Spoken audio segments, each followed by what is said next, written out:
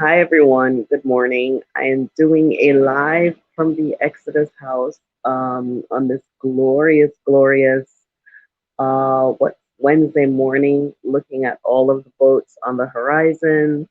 Let me share my view with you of how what it looks like here.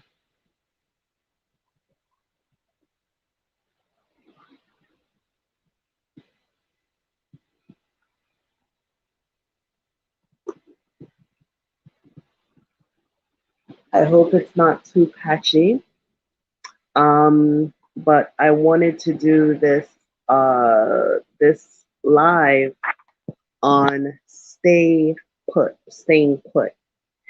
As Marcus Garvey said, not everyone is meant to repatriate, and Africa is not for everyone, which is true. Okay. And if anything we learned from 2021 is, when you see these videos of, oh, people going back to America, because it's not what people think it would be, right? And so there are many people who need to stay in America or stay in the West or stay in Europe. And that is a reality. That is a fact. There are things that you will encounter here that you will not encounter in the United States. And many people over a certain age, they're just not ready. Okay. And that is the truth and the fact of the matter. Now, saying people are not ready um, doesn't, don't, I'm sorry, I just want to put this chair closer so I can have somewhere to rest my hand. Okay. So saying people are not ready doesn't necessarily mean that they won't be ready one day, right? But the reality of repatriation is this. Well, okay, let me take my case for example. I was born in Jamaica.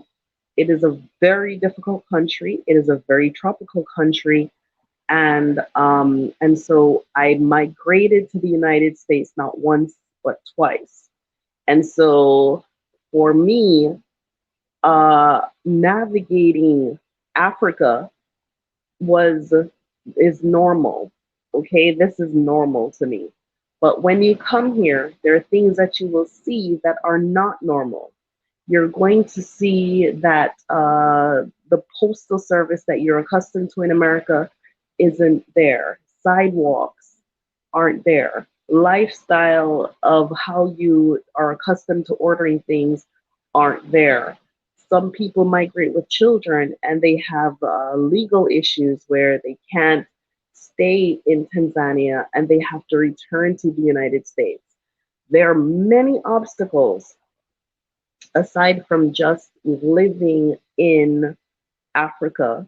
There are many things that can hold people back and keep people in the United States, okay? And from an immigrant's perspective, uh, being an outsider in the United States has allowed me to see and understand the system from an outsider and the opportunities that are present, that people who are born there will not necessarily see because they were born there and they don't see it and they don't have to go and look for it. They don't have to go and find the information. They don't have to research it. They don't have to try to figure out how to navigate the country. They don't know all that is available to them. And so many people who are born in the United States, if they don't have someone to teach them and educate them and allow them to look at what they have available to them, there are opportunities that they miss. They miss in home ownership, they miss in business opportunities, they miss in a lot of things. So, with those two things in consideration, I've decided to start providing consultation on people who must stay put, consultations for people who must stay put. Perhaps you have repatriation in your mind down the road. Perhaps you have already repatriated and had to return, and now you must navigate that society. And so being able to give you my knowledge, wisdom, and experience of how to navigate your culture, your systems, how to make a living, how to tap into things that you don't see. That is my one of my number one strong suits. I was a consultant. I worked in business development. And so for me, it's listening to the clients, understanding their needs, and then using my wealth of knowledge and resources to apply that to this particular case. So assisting you with scheduling, a roadmap, a guide towards the goals that you need to set. And also, there are many people who they have Africa in their heart and they can be of value to Africa while they have to stay put, at least for now. So we can work with you for a stay put strategy and an exit strategy if that is your ultimate goal. Unfortunately, a lot of people don't know what to do. They don't know how to do it. They don't know when to do it. And they, when they come here, they fall to the wayside because there's so much to take in all at once, right? And a lot of people are confused. They don't know which way to go. They don't know what's the truth. They don't know what's not true. And so you find that people who come, there are things that they love about the place, but as far as living in Africa, it has been challenging for some people. So I'm doing this live because I want some feedback on that for those who must stay put. Okay, there are many things that you can do. There are many things that you can tap into.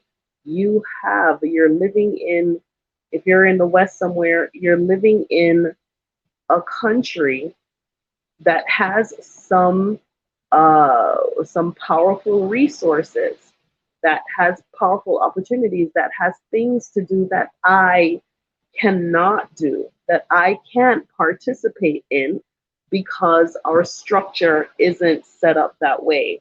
And I'm going to give you an example of that.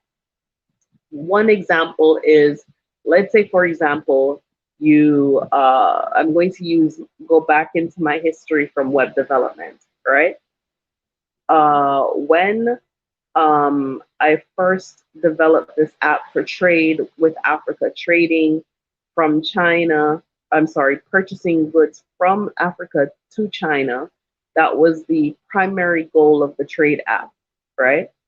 And it's one thing when you come from the West, when you say, okay, I go online, I buy something, I'm going to buy these shoes. You click buy, you put in your payment information, the shoes get put into the mail, and it arrives, okay? And so those things are built on trust, right? So you have, oh God, there's a lizard. There's a lizard. Okay, let me let you watch the sunrise because I'm not gonna be screaming and hollering right here over some lizards, right? But yes, so you go and you purchase those things, and when you purchase those things, your things get delivered. You don't realize that there is an entire system behind that. There is an entire process of doing business behind that. Okay, so you have to go out and you make your purchase, and there's a logistics system, there's a trust system, there's an entire system behind you being able to complete that purchase online that you can't even see, you can't even understand. Now, from the perspective of Africa, if I came here and I said that I am going to, I'm, fully, I'm going to start the same type of business here, logistically speaking, we are not in the same boat. Logistically speaking, there are certain things that are simply not available to us here. There are certain things, hey, Miss Mitty, there are certain things that are not available to us here. We don't have the luxury of good postal system. We don't have the luxury of a trust system where someone can put in their payment information and guarantee that that product gets delivered or guarantee that that item gets to the destination. And even after you put in your payment system, your payment into the system, you still are experiencing where the seller may not send the goods because they don't have to. I think you really need to understand what I'm saying is that there are systems at play in the West, and we have to acknowledge and recognize and appreciate that those systems actually exist and they do provide a kind of lifestyle that we're accustomed to that does not exist here in Africa. Okay? And if you are dependent on that system, if you are dependent on the web, the kind of technology development that the West has, if you're dependent on that, when you come here, you're going to find yourself as a fish out of water. So there are many people who must stay put. I want to help people to live their best possible life, whether that is on the continent or off the continent. Too many people are coming to Tanzania, they're coming to the continent ill prepared. There are things that they're coming here to do that they could have done better and lived a better quality of life if they decided that they wanted to stay in the West, and then they come here and then they get disgruntled and then they make these YouTube videos and they start cussing and complaining and then they leave. And then I'm leaving, I'm going, I can't live here, I can't live like that. I could have done this, right? Repatriation is for those who recognize that there is a spiritual and a mental process of abuse at work against Black people in the West. Once you recognize those things, you put yourself in motion to leave. You make plans to leave. You make adjustments to your life, to your eating, to your entire environment, to what you allow into your presence. You make those changes, right? And then one day you decide and you do your research on where you want to go, and then you go, right? But too many people are following the fads and the trends of what they see online. Like, oh, the thing to do now is to go to Africa. I'm going to go to Africa. And without a plan, without understanding the spiritual value and the connection of what they're doing. And they're wasting a lot of time and energy and money. Hey, Ninja, how are you, beautiful? Yes, they're wasting a lot of time, energy, and money coming to Africa, tearing down Africa, and losing sight of the exact goal. So I think, from my perspective, especially from the perspective of understanding how the West works, understanding business, understanding how and what switches you can switch on to make a better quality life for yourself wherever you are. If you have to stay, I will like to offer my services to assist you in that. Okay. And for what you get out of the information, I'm thinking of doing it as a class so that at least people will have each other to network with and communicate with, how to navigate, how to take advantage of what you have available to you. You don't necessarily have to live there and be miserable. Many people, I'm finding there are many people who must stay because of their spouse. There are many people who must stay because of their children.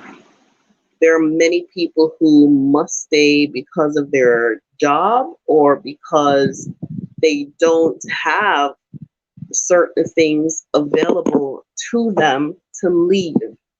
And so staying put is not a death sentence if you know how to adjust your thinking, if you know how to take advantage of opportunities that are available to you, if you know how to see things differently, if you know how to tap into resources, if you have the motivation and the inspiration and the guidance to put you in a place that you can have the best of what you can possibly have while you are still there, and also building your networks and your connections on the continent so that when you are ready to either A, visit, or come on vacation, come and have a look, or C, repatriate completely, you have some direction, you have some idea of what it is that you're going to encounter.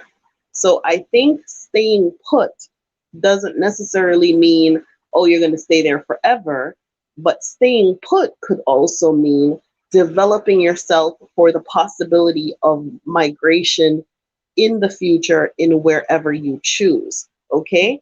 And so that I hope that that helps some people. You can email me. I provide a consultancy. I can do one-on-one consultancy. We're going to be rolling out a training program, and we are not sure if we want to do that as a class just yet.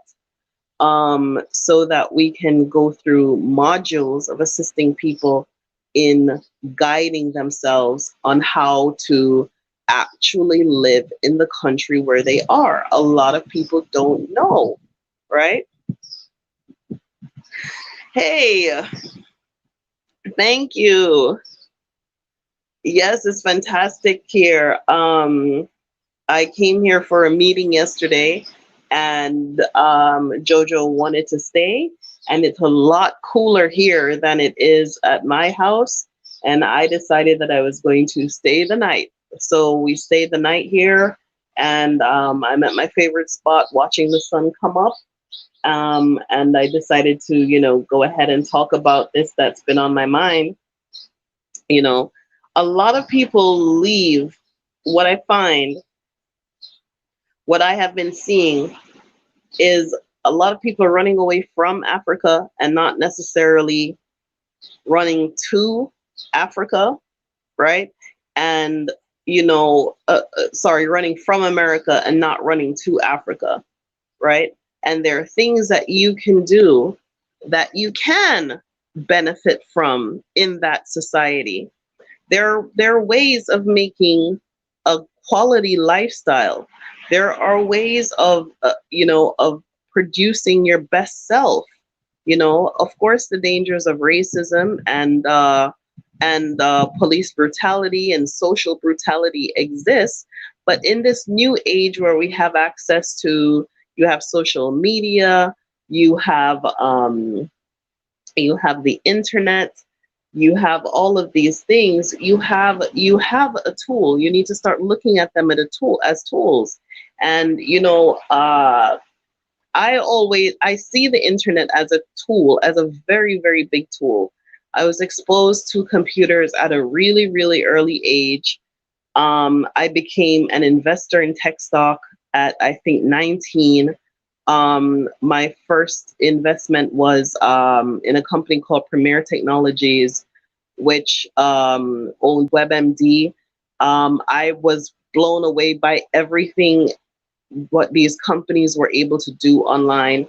I came up in the time when Netflix, you had to post order catalog the disc and send it back and forth. And I remember the CEO of Netflix, they had him on MSNBC. I think they had him on Closing Bell, and they laughed at him. They laughed at him. They pretty much scoffed him off of the show when he said that the future was streaming, right? And I saw everything that he was envisioning and what he wanted to do. And they scoffed at him that, do you think this is going to kill Blockbuster? Do you think this is going to compete with Blockbuster? Where is Blockbuster now? Nowhere. Nowhere. Okay? They use Netflix as a competitor with Blockbuster, and Blockbuster was ahead of the game. Blockbuster had these retail stores that they had invested in. Maybe they were franchises and they couldn't change their business model or whatever, but they did not move fast enough to respond to what was happening in their environment. The next one was Toys R Us.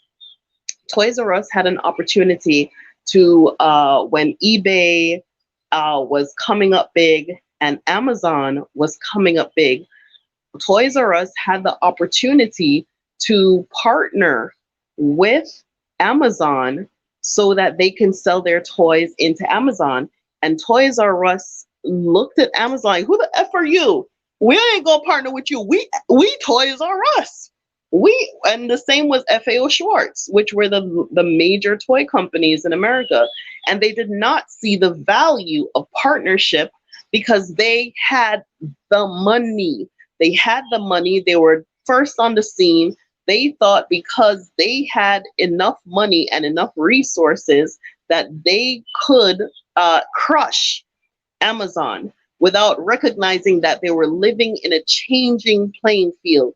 And they did not use their money wisely. They didn't invest in the changing technology. They didn't invest in the changing environment that was around them. Now, where is FAO Schwarz? Toys R Us is late to the game. I think they had to close most of their stores. I don't even think they still exist. Do they still exist? I don't even know, right? But, yes. Yeah, so, it's very important to recognize changing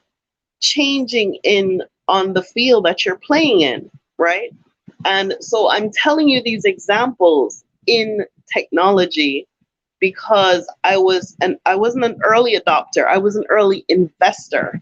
Okay, so I was investing when people were getting their tax returns and buying sneakers and buying this. I was using that money to invest in the stock market, and what I wasn't investing in someone's company, I was investing into myself. Okay, so every year I would give myself a gift of knowledge. So I would take all of these courses, and my friends would think I'm nuts. Like, oh, every year you're going to do this. What are you going to do with all that education? I don't know, but I wanted to be ready for an opportunity. I wanted to be ready when the opportunity came. And lo and behold, the construction came in handy. Lo and behold, the real estate came in handy because you needed to know real estate law, which is pretty much the same everywhere in the world you go. Lo and behold, mortgage came in handy because you needed to understand finance. Lo and behold, all of those things that I put into myself suddenly became valuable. There's a big old great owl. I don't think you can see him. My God, he is beautiful.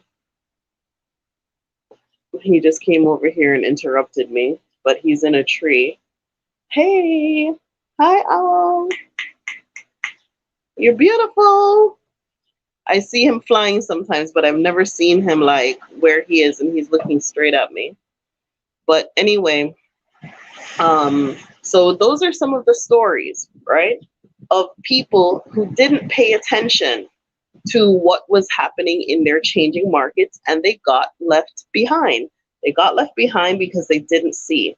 So now in this age of technology, of the internet and all that we can do online, why, pray tell, he flew off, why, pray tell, do we have access to these things and they're not used as tools?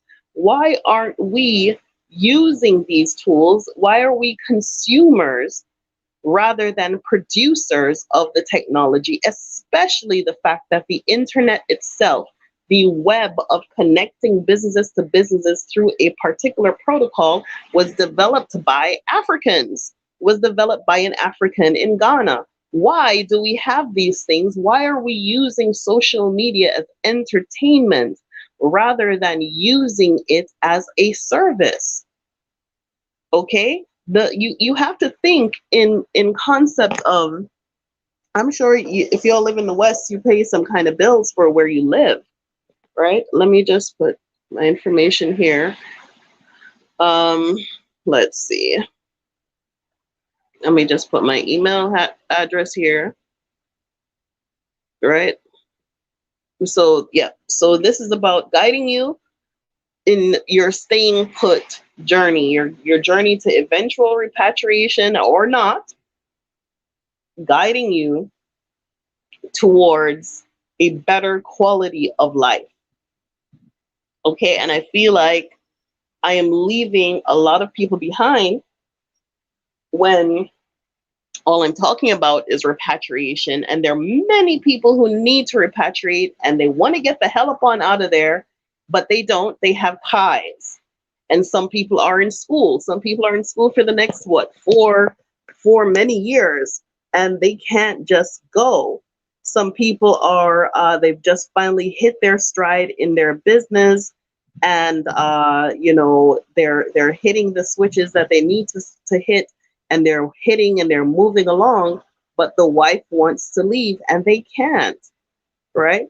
So this is about guiding you towards your eventual repatriation and providing you with consultation services, knowledge and insight towards accessing what is available to you, right? So we go back now to technology, where I was saying earlier that you know, there are examples of many companies who viewed themselves and viewed the money that they had in the bank as their assurances to towards other, you know, towards I'm going to defeat this, right? And they did not weather the storm. They didn't weather the storm well. They didn't complete their mission. They failed because when they saw other people building a machine for the future, they did not get in the machine. They laughed at the machine and they looked at what they had available to them as tangible. We have this, and we're gonna continue to do well because we've always done well, without recognizing that there is a change in environment. And that goes the same for Africa. It goes the same for you who are living in the West. There is change. It is a new environment. Money does not do what money should do or could do. Money needs know-how. Money needs a machine for the future.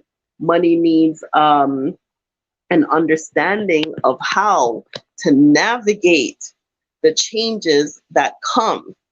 And what I want for those of you who are in the West who cannot come now, I want you to be able to see the things that I saw, the things that I see available, and the switches that you can hit even from there, right here on the continent.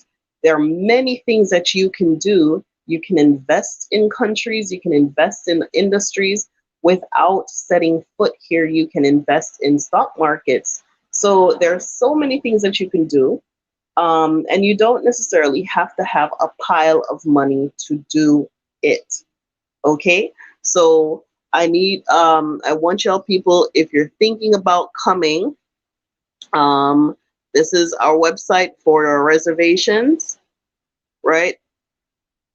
Not everyone is going to be able to just pick up themselves and come. Some people need to come for a visit. Some people need to do consultation. Some people need an entire program to help them through the process.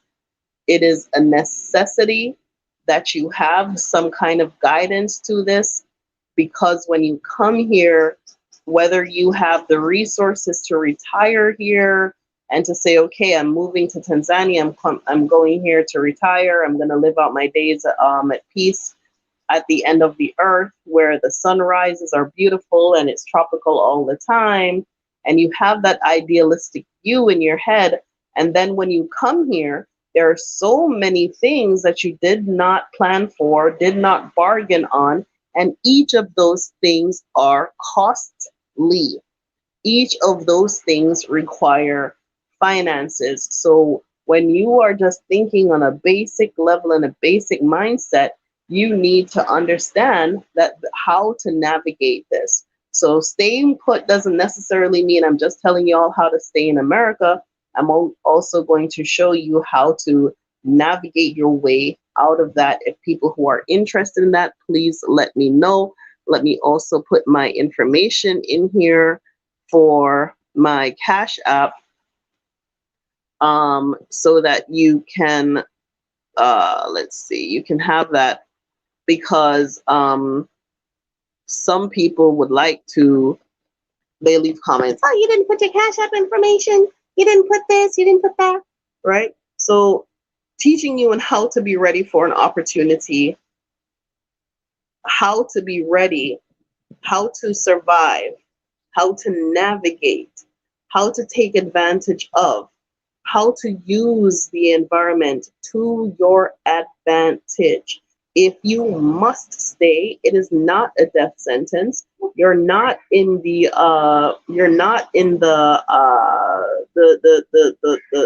you know, the left behind club.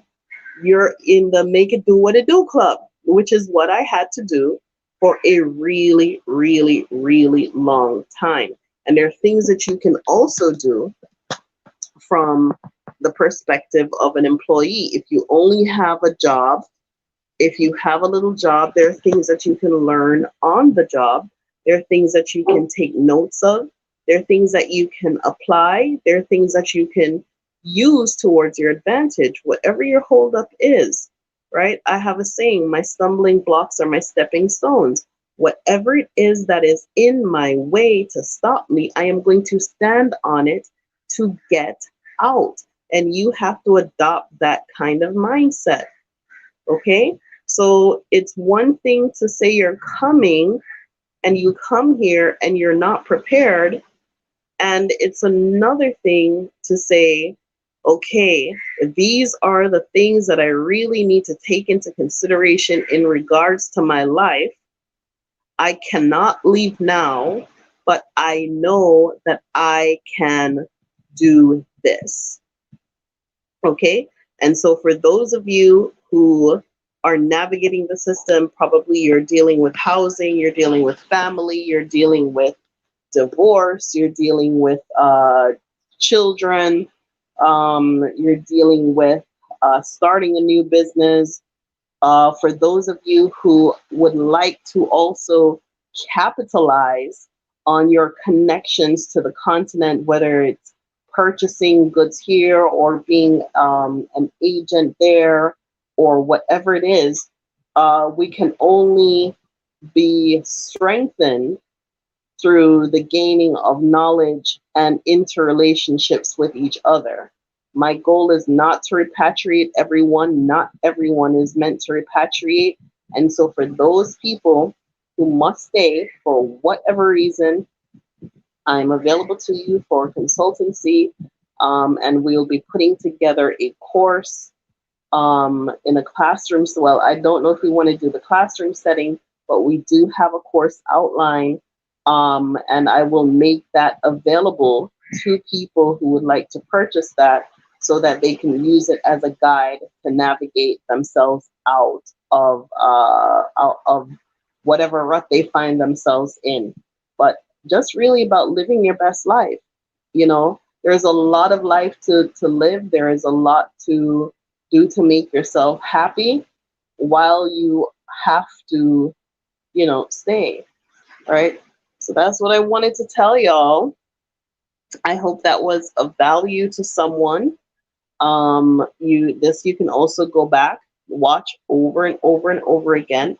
There are things that you will not be prepared for, and it is going to affect the way you live. It's going to affect your lifestyle. It's going to affect your relationships with your family. It's going to affect many things. And so you have to be in some way, shape, or form prepared for that, right? So, how are you going to prepare for that? You communicate with me, send me an email, let me do the consultation with you.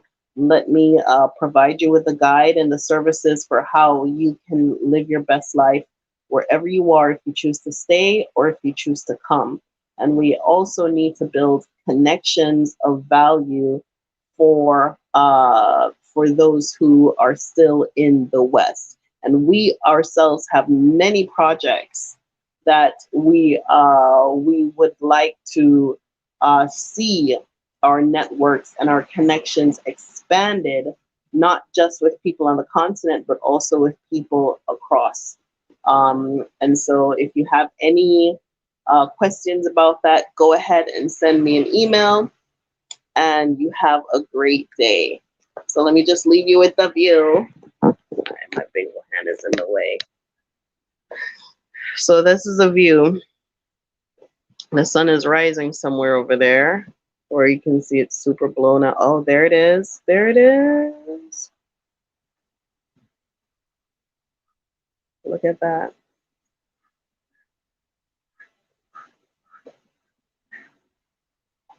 That's at the Exodus house. That is our sunrise. Ooh, a coconut fell off the tree.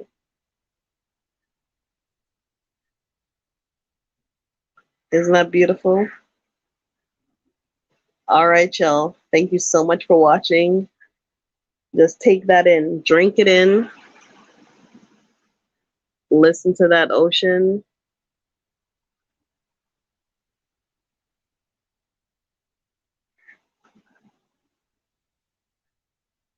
I hope it brings you peace.